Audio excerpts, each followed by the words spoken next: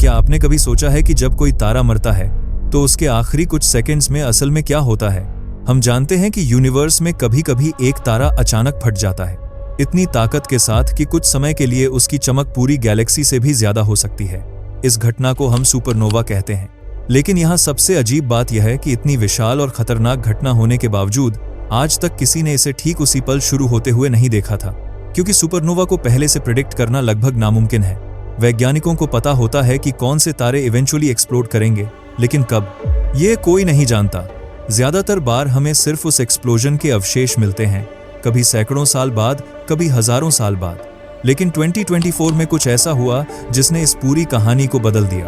पहली बार वैज्ञानिकों ने एक तारे को एक्सप्लोड होते हुए लगभग उसी समय पकड़ लिया जब वह शुरू ही हुआ था, सिर्फ कुछ घंटों के अंदर। और जब उन्होंने उस एक्सप्लोजन को ध्यान से देखा तो उन्हें एक ऐसी चीज दिखाई दी जो पहले कभी नहीं देखी गई थी, सुपरनोवा का असली शेप। और यही ऑब्जर्वेशन शायद उस सवाल का जवाब दे सकती है जिसने दशकों से एस्ट्रोफिजिक्स को परेशान कर रखा है। आखिर एक तारा एक्सप्लोड करता कैसे है? क्या उसका कोर पहले अंदर कोलैप्स होता है और फिर बाहर की तरफ ब्लास्ट करता है? क्या न्यूट्रिनोस इस एक्सप्लोजन को ट्रिगर करते हैं, या फिर मैग्नेटिक जेट्स तारे के अंदर से निकलने वाली ताकतवर एनर्जी की धार बनाकर उसे अंदर से फाड़ देते हैं? आज हम उसी पल को समझने की कोशिश करेंगे जब एक तारा अपने आखिरी सेकंड्स में था और वैज्ञानिक पहली बार एक सुपरनोवा के अंदर देखने के करीब पहुंच गए। और अगर आपको भी ऐसे कॉस्मिक मिस्ट्रीज समझना पसंद है तो वीडियो को लाइक जरूर कर दीजिए और चैनल को सब्सक्राइब कर लीजिए, क्योंकि यहाँ हम यूनिवर्स के सबसे बड़े सवालों को बिल्कुल आसान भाषा में समझते हैं।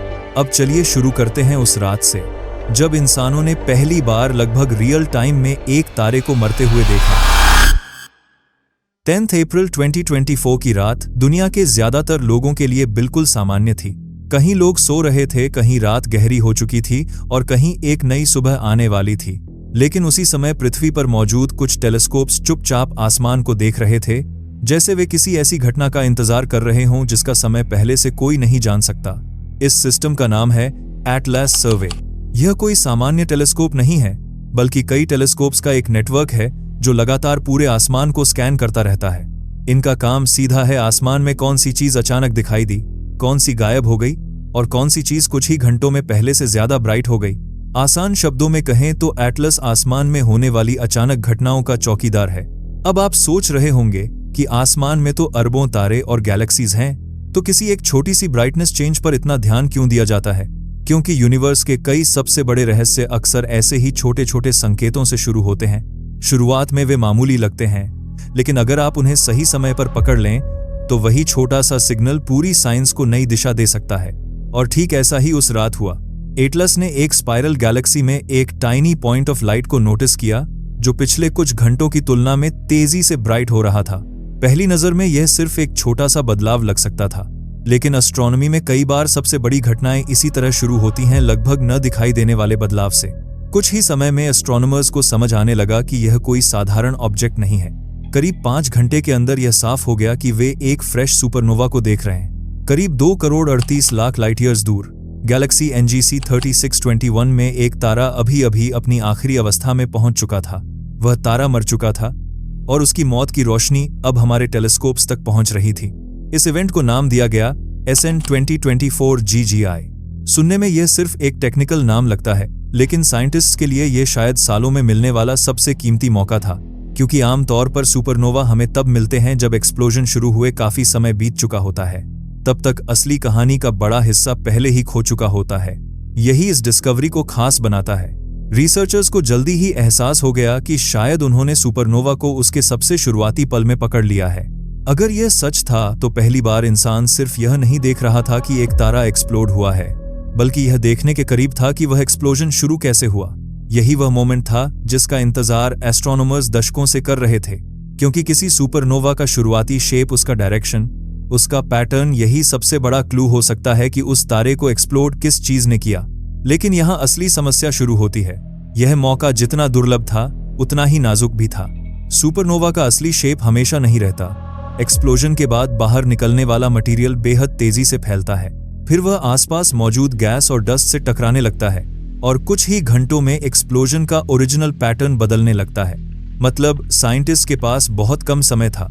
अगर वे देर कर देते तो उन्हें बस एक चमकता हुआ एक्सप्लोजन दिखाई देता, लेकिन उसका असली चेहरा नहीं। और यही वजह थी कि उस रात एक साधारण स्काई स्कैन अचानक समय के खिलाफ एक दौड़ में बदल गया, क्योंकि पहली बार इंसानों ने शायद एक तारे की मौत को लगभग रियल टाइम में पकड़ लिया था। अब असली सवाल यह था, क्या वे समय रहते उस एक्सप्लोजन का असली शेप देख पाएंगे? अब यहां से कहानी और ज्यादा सीरियस हो जाती है, क्योंकि सुपरनोवा को डिटेक्ट कर लेना ही सबसे बड़ी जीत नहीं थी। असली जीत तो अब शुरू होनी थी। रिसर्चर्स जानते थे कि उन्होंने जिस चीज को पकड़ा है उसका सबसे कीमती हिस्सा कुछ घंटों से ज्यादा टिकने वाला नहीं है।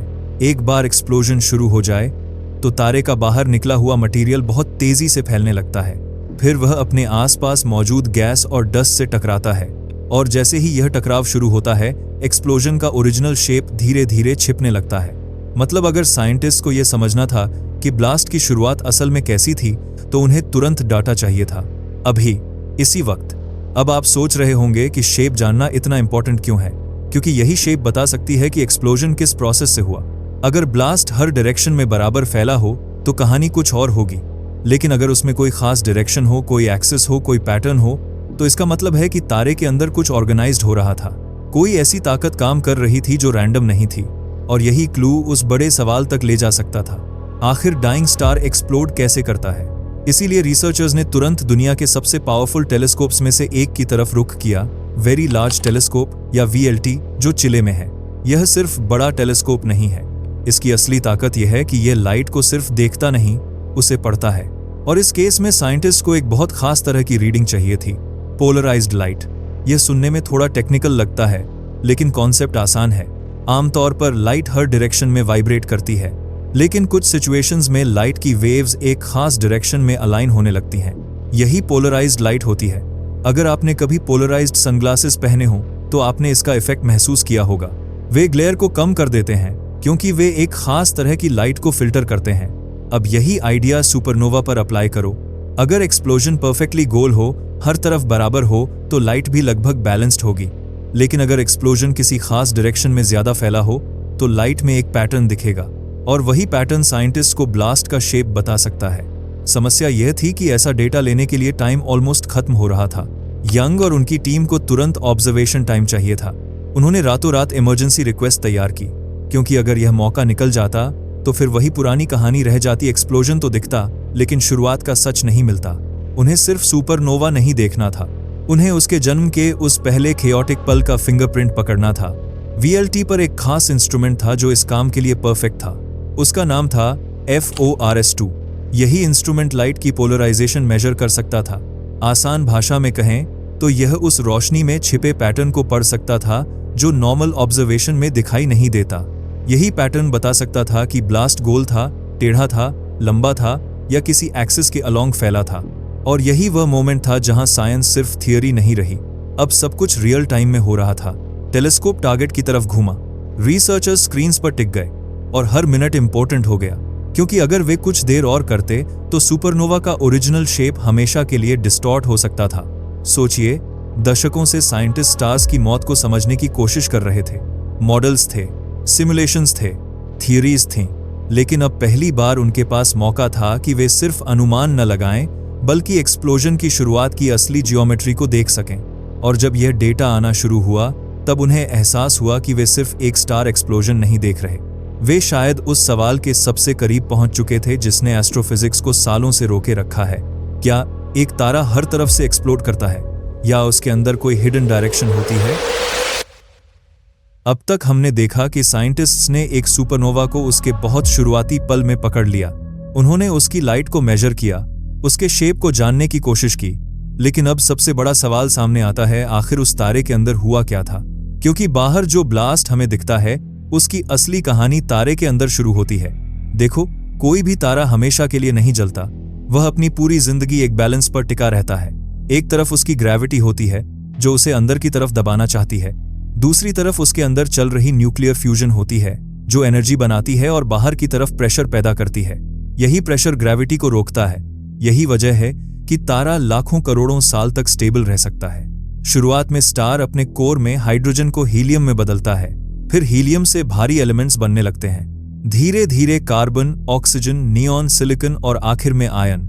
यहीं आकर पूरी कहानी बदल जाती है, क्योंकि आयन बाकी एलिमेंट्स जैसा नहीं है।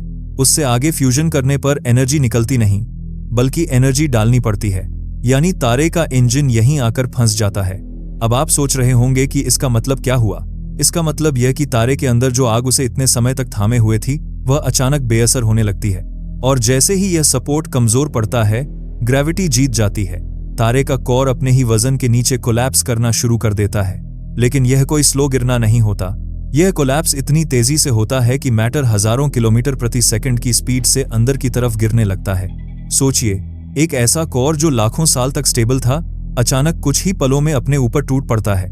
प्रेशर इतना एक्सट्रीम हो जाता है कि एटम्स तक दबने लगते हैं। इलेक्ट्रॉन्स और प्रोटॉन्स मिलकर न्यूट्रॉन्स बनाने लगते हैं, और तारे के बीच में बनता है एक बेहद डेंस ऑब्जेक्ट, न्यूट्रॉन स्टार। यहीं पर लगता है कि अब कहानी खत्म हो जानी चाहिए। कोर कोलैप्स हो चुका है, तारा अंदर धंस चुका है। लेकिन यहीं एक अजीब ट्विस्ट आता है। अंदर गिरता हुआ मटेरियल उस न्यूली फॉर्म्ड न्यूट्रॉन स्टार से टकराता है, और टकराकर रिबाउंड करता है, जैसे कोई चीज बहुत जोर से किसी सख्त दीवार से टकराए और वापस उछले। इस रिबाउंड से एक शॉक वेव बनती है जो बाहर की तरफ निकलती है। पहली नजर में यही वह पल लगता है जहां सुपरनोवा एक्सप्लोजन शुरू होना चाहिए। यानी कोर अंदर गिरा, फिर शॉक वेव बनी, और अब तारा फट जाएगा। लेकिन असली मिस्ट्री यहीं छिपी है। मॉडल्स के हिसाब से यह शॉक वेव अक्सर उतनी दूर तक नहीं जा पाती जितना हमें चाहिए। वह कुछ दूरी पर जाकर कमजोर पड़ने लगती है। वह तारे के आउटर लेयर्स को तोड़ने के बजाय अपनी एनर्जी खोने लगती है। आसान भाषा में कहें तो एक्सप्लोजन शुरू होता हुआ दिखता है, लेकिन बीच रास्ते में अटक जाता है। अगर यही हमेशा होता तो बहुत से स्टार्स क्वाइटली कोलैप्स होकर ब्लैक होल बन जाते। कोई चमकदार ब्लास्ट नहीं होती, कोई वायलेंट सुपरनोवा नहीं होता, बस एक साइलेंट कोलैप्स। लेकिन रियलिटी कुछ और कहती है। यूनिवर्स में हम बार बार सुपरनोवा एक्सप्लोजन्स देखते हैं, यानी बहुत से स्टार्स किसी तरह इस स्टॉल्ड शॉक को फिर से जगा देते हैं। समहाउ वह शॉक दोबारा ताकत पाती है, बाहर बढ़ती है और पूरे तारे को उड़ा देती है। अब सबसे बड़ा सवाल यही है, वह एक्स्ट्रा पुश आता कहां से है? क्या न्यूट्रिनोज शॉक को दोबारा ताकत देते हैं? क्या मैग्नेटिक फील्ड्स और जेट्स इसमें रोल प्ले करते हैं? या तारे के अंदर कोई और प्रोसेस चल रहा है जिसे हम अभी तक पूरी तरह समझ ही नहीं पाए? यही वजह है कि सुपरनोवा सिर्फ एक एक्सप्लोजन नहीं है। यह मॉडर्न एस्ट्रोफिजिक्स की सबसे बड़ी अनसॉल्व्ड मिस्ट्रीज में से एक है। क्योंकि हम बाहर का ब्लास्ट देखते हैं, लेकिन वह आखिरी धक्का, वह क्रिटिकल मोमेंट जिसने कोलैप्स को एक्सप्लोजन में बदला, उसका एग्जैक्ट जवाब अभी भी हमारे पास नहीं है। और यही कारण है कि SN 2024 GGI इतना इंपॉर्टेंट है, क्योंकि पहली बार साइंटिस्ट सिर्फ आफ्टरमैथ नहीं, बल्कि उस शुरुआती ज्योमेट्री को देख रहे थे जो शायद बता सके कि तारे के अंदर शॉक वेव आखिर रिवाइव कैसे हुई। अब तक हमने देखा कि एक डाइंग स्टार के अंदर कोलैप्स होता है, शॉक वेव बनती है, लेकिन अक्सर वह शॉक बीच रास्ते में रुक भी सकती है। यहीं से शुरू होती है मॉडर्न एस्ट्रोफिजिक्स की सबसे बड़ी बहस, क्योंकि साइंटिस्ट के पास इस एक्सप्लोजन को समझाने के लिए दो बड़ी थियोरीज हैं। दोनों के पास कुछ एविडेंस है और दोनों के सामने कुछ बड़े सवाल भी हैं। पहली थियोरी है न्यूट्रिनो ड्रिवन एक्सप्लोजन। जब तारे का कोर कोलैप्स होता है और न्यूट्रॉन स्टार बनता है, उस मोमेंट में एक बेहद अजीब चीज होती है। उस कोलैप्सिंग कोर से अचानक बहुत बड़ी मात्रा में न्यूट्रिनोज निकलते हैं। न्यूट्रिनोज बेहद हल्के पार्टिकल्स होते हैं। वे लगभग हर चीज के आर पार निकल सकते हैं। हर सेकंड अरबों न्यूट्रिनोज पृथ्वी के आर पार गुजरते हैं और हमें पता भी नहीं चलता। लेकिन जब एक मैसिव स्टार कोलैप्स करता है, तब न्यूट्रिनोज की मात्रा इतनी ज्यादा होती है कि वे पूरी सिचुएशन को बदल सकते हैं। साइंटिस्ट्स का मानना है कि इन न्यूट्रिनोज का एक छोटा सा हिस्सा शॉक वेव के पीछे मौजूद मटेरियल में एनर्जी डाल देता है। यह एनर्जी उस स्टॉल्ड शॉक को फिर से ताकत दे सकती है। यानी जो शॉक वेव पहले रुक गई थी, वह दोबारा पुश पाकर आगे बढ़ सकती है। और अगर यह सच है, तो वही शॉक वेव तारे की आउटर लेयर्स को उड़ा देती है और हमें दिखाई देता है एक चमकदार सुपरनोवा एक्सप्लोजन। यह आइडिया काफी समय से एस्ट्रोफिजिक्स में मौजूद है। कई कंप्यूटर सिमुलेशंस भी इसी डायरेक्शन की तरफ इशारा करते हैं। लेकिन समस्या यह है कि कई बार मॉडल्स में मिलने वाली एनर्जी उतनी पावरफुल नहीं होती जितनी रियल सुपरनोवा में दिखाई देती है। यानी न्यूट्रिनोज कहानी का हिस्सा तो हो सकते हैं, लेकिन शायद पूरी कहानी नहीं। और यहीं से शुरू होती है दूसरी थियोरी, जेट ड्रिवन एक्सप्लोजन। इस थियोरी के अनुसार कोर कोलैप्स के बाद बनने वाला न्यूट्रॉन स्टार बहुत तेजी से रोटेट कर सकता है। उसके आसपास गिरता हुआ मटेरियल एक डिस्क बना सकता है और इस सिस्टम के अंदर मौजूद मैग्नेटिक फील्ड्स बेहद ताकतवर हो जाती हैं। जब ये मैग्नेटिक फील्ड्स ट्विस्ट होती हैं, तो वे एनर्जी को दो डायरेक्शन में चैनल कर सकती हैं। इससे तारे के अंदर से दो पावरफुल जेट्स निकल सकते हैं। आप इसे ऐसे इमेजिन कर सकते हैं जैसे तारे के अंदर से दो ताकतवर एनर्जी स्ट्रीम्स बाहर की तरफ धक्का दे रही हों। ये जेट्स तारे के अंदर से रास्ता बनाते हुए बाहर निकलते हैं, और अगर उनकी एनर्जी काफी ज्यादा हो तो वे पूरे स्टार को तोड़कर एक्सप्लोजन ट्रिगर कर सकते हैं। इस केस में सुपरनोवा ब्लास्ट हर डायरेक्शन में बराबर नहीं फैलेगा। उसका शेप थोड़ा लंबा होगा, जैसे एक फुटबॉल या ऑलिव शेप। यानी अगर यह थियरी सही है तो सुपरनोवा का एक्सप्लोजन परफेक्टली गोल नहीं होना चाहिए। उसमें एक डायरेक्शन होगी, एक एक्सिस होगी, और यही वह जगह है जहां SN 2024 GGI की ऑब्जर्वेशन बेहद महत्वपूर्ण हो जाती है, क्योंकि अगर साइंटिस्ट सुपरनोवा ब्लास्ट का शेप मेजर कर लें तो वे इन थ्योरीज को टेस्ट कर सकते हैं। अगर एक्सप्लोजन कंप्लीटली रैंडम निकला तो शायद न्यूट्रिनो थ्योरी मजबूत होगी, लेकिन अगर ब्लास्ट में क्लियर डायरेक्शन दिखाई दी तो जेट्स वाली थ्योरी को ताकत मिलेगी। यानी यह सिर्फ एक एक्सप्लोजन को देखने की बात नहीं थी, यह मौका था यह समझने का कि मरते हुए तारे के अंदर असल में कौन सी ताकत काम कर रही है। और अब सबकी नजर उस डेटा पर थी जो VLT टेलीस्कोप से आने वाला था, क्योंकि वही डेटा पहली बार बता सकता था कि SN 2024 GGI का ब्लास्ट सच में कैसा दिखता है। और जब साइंटिस्ट्स ने वह पैटर्न देखा तो उन्हें एहसास हुआ कि यह डिस्कवरी शायद उनकी उम्मीद से भी ज्यादा इंटरेस्टिंग होने वाली है। अब आखिर वह मोमेंट आ चुका था जिसका इंतजार पूरी टीम कर रही थी। VLT टेलीस्कोप से आने वाला पोलराइजेशन डेटा धीरे धीरे स्क्रीन्स पर दिखाई देने लगा। यही डेटा वह चीज थी जो सुपरनोवा के असली शेप को रिवील कर सकती थी, क्योंकि पोलराइज्ड लाइट में छिपा हुआ पैटर्न ये बता सकता है कि एक्सप्लोजन हर दिशा में बराबर फैला था या फिर किसी खास डायरेक्शन में। और जब साइंटिस्ट्स ने उस पैटर्न को एनालाइज किया तो रिजल्ट थोड़ा सरप्राइजिंग था। एक्सप्लोजन रैंडम नहीं था, उसमें एक क्लियर सिमेट्री दिखाई दे रही थी। आसान शब्दों में कहें तो ब्लास्ट हर दिशा में बराबर गोल नहीं फैला था। उसका शेप थोड़ा लंबा था, जैसे एक फुटबॉल या ऑलिव। विज्ञान की भाषा में इसे प्रोलेट शेप कहा जाता है। अब आप सोच रहे होंगे कि इससे फर्क क्या पड़ता है। फर्क बहुत बड़ा पड़ता है, क्योंकि अगर एक्सप्लोजन परफेक्टली स्फेरिकल होता तो इसका मतलब होता कि एनर्जी हर दिशा में बराबर फैली। यह न्यूट्रिनो ड्रिवन मॉडल के साथ ज्यादा कंपैटिबल होता, लेकिन यहाँ ब्लास्ट में एक एक्सिस दिखाई दे रही थी, यानी एक्सप्लोजन में कोई डायरेक्शन मौजूद थी। और यही ऑब्जर्वेशन जेट ड्रिवन थ्योरी को अचानक बहुत मजबूत बना देती है। अगर मैग्नेटिक फील्ड्स और रोटेटिंग कोर सच में जेट्स बना रहे हों तो एक्सप्लोजन ठीक ऐसा ही दिखाई देगा, थोड़ा लंबा, एक डायरेक्शन में ऑर्गेनाइज्ड, बिल्कुल वैसा ही पैटर्न जैसा SN 2024 GGI में दिखाई दिया।